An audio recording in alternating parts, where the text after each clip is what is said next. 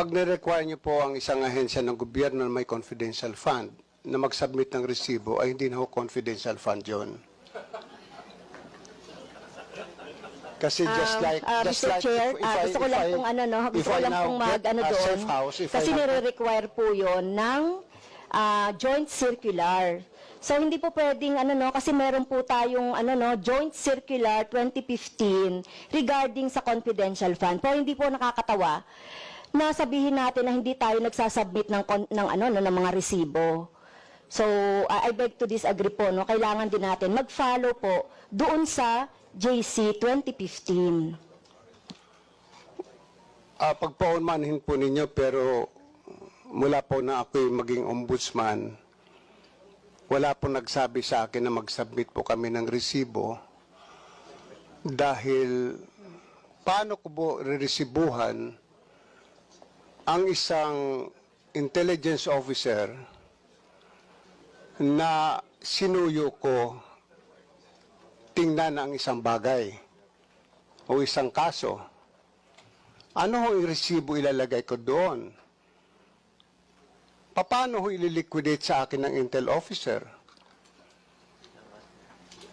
If I get a safe house, magtataka pa ho kayo, ba't ako kumuha ng safe house? Baka naman yung safe house na yun ay hindi totoong safe house, kundi motel.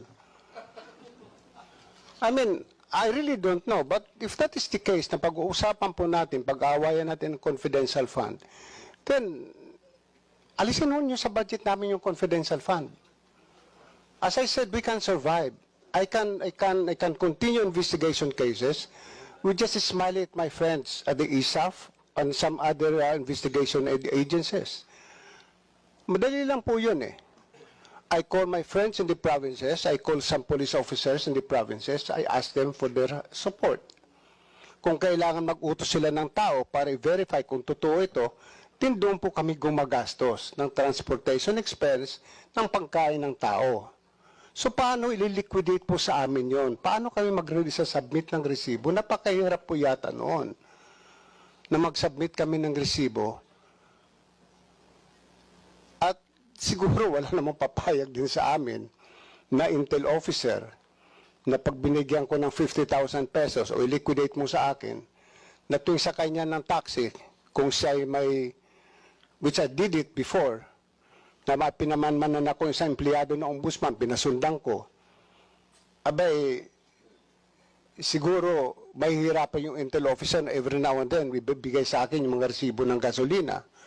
At pag niliquidate ko yung resibo ng gasolina na yon as my own expense, baka sabihin ng COA, hindi pwede kasi hindi ka pwede mag-claim ng gasoline expense because you have your transportation allowance.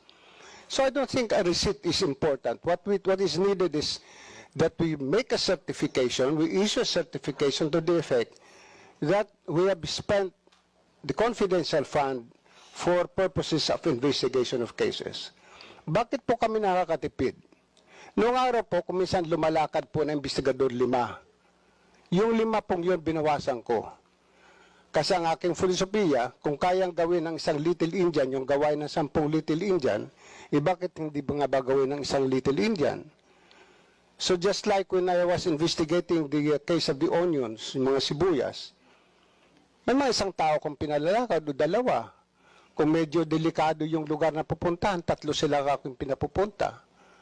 Yun po ang pero hindi ko sinasabi sa kanila, magbigyan niyo ako ng resibo.